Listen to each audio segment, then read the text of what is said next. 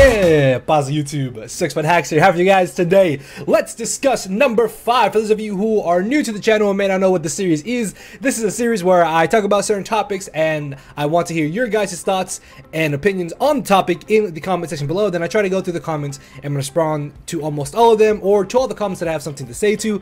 I did just respond to some of the comments from Let's Discuss number 4. I apologize that this has not been uploaded in the past couple of weeks, but I do want to get back into the habit of uploading at least one of these once a week, like I was doing with numbers 1 through 4. I'll leave a playlist of the first 4 Let's Discuss topics, videos, in the description down below for you guys to go check out and maybe get a better understanding of what exactly this series is. Of course, if you guys do enjoy the video, make sure to hammer arm that thumbs up button down below. And with that being said, let's go ahead and jump into today's topic, which is going to be front offices versus solo building. Now, for those of you who may not know, I had to clear my throat, but for those of you who may not know, front offices are essentially a group of people, normally like 2 to almost like 10 maybe, depending on however many people you really want opinions and stuff. But it's normally a little group of people that help out a coach build for their matches weekly. For example, I have a front office of my own, and in that front office, I'm not the type of person that likes to have somebody build their teams for me. I'm not like, here's the matchup, build my team. That's not the type of person I am.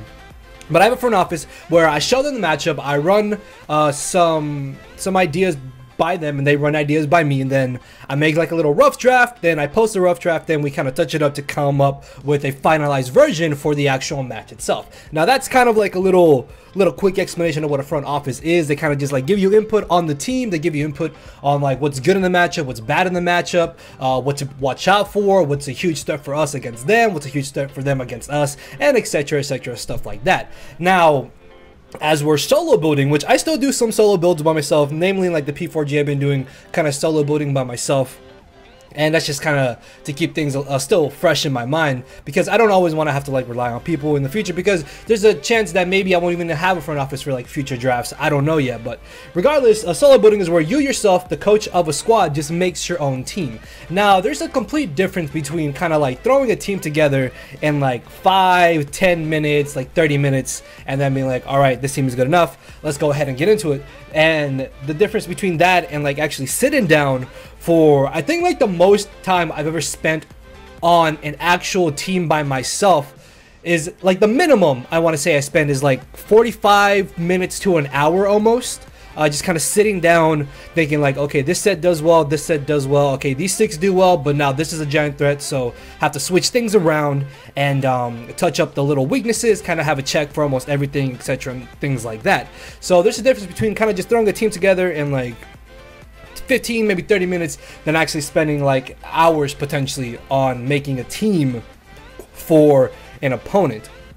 And I feel like both being a solo coach who builds your own teams and having a front office have their benefits and their flaws. Obviously, for the people who like to make their own squads by themselves, you're not able to have that kind of second input when you're stuck on certain sets or when you're stuck on certain Pokemon. Like, I've been there in scenarios where I'm thinking, all right, I don't know if I want this Pokemon or that Pokemon, or do I want this move instead of that move? Do I want this potential EV spread or this item instead of that item, this EV spread instead of that one, and things like that. And that's where I really feel like being able to have that extra input from like 2-3 people at least is so good to help you when it comes to building for draft league matches, because they'll be able to have that extra insight to let you know, okay, so yeah, this item is better than that one because yada yada yada, or this EV spread is better than this because you cannot speed this, or you can live this, and because you don't actually need all this investment in your attack, your special attack, and whatnot, and things like that. So a huge flaw, I think, of front offices, in my opinion, are that if you get too comfortable with a front office and they're not there to help you in a certain matchup, then you may get like a little bit lost, if you get what I'm trying to say. Like, you may think, okay, well, what do I do? Because I don't have this extra input, I don't have this extra person letting me know to potentially back me up on this, or let me know where this goes wrong. And another big flaw I think of front offices is, and this is one thing I just absolutely really dislike, something I cannot stand myself honestly, and that is just having those people in your front office that are kind of like yes men, essentially.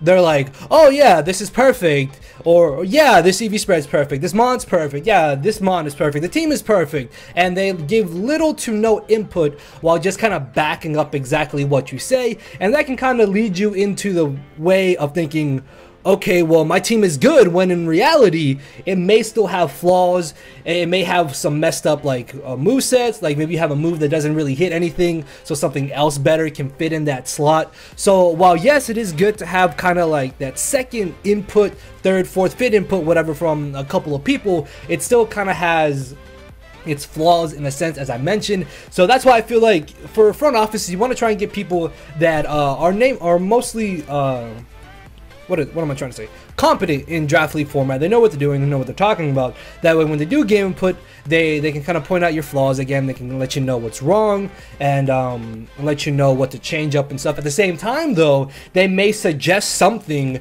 that you think is a great idea instead of what you originally had, and then that idea they had doesn't end up working out as where the idea you had would have actually ended up working out. And I guess that's kind of where a little bit of a benefit from solo building comes in handy there, because if you have your idea set on this really good set that you think is going to work, then you don't have nobody else to tell you, hey, you can probably try this instead and it may work out as well. And then if that set works out well, then it's because of you. If it doesn't work out as well, then it is because of you again. But I think that's kind of another little bit of an issue with front offices, that they can kind of like put some false sense into your building and into your prepping potentially to make you think that one set is better than one that you originally had. Now obviously not in a bad way. I don't mean that as in they're trying to sabotage you or anything like that, but I'm trying to say that they think this set is good instead of this set that you originally had, and then you go into the match and you wish you had your original set that you came up with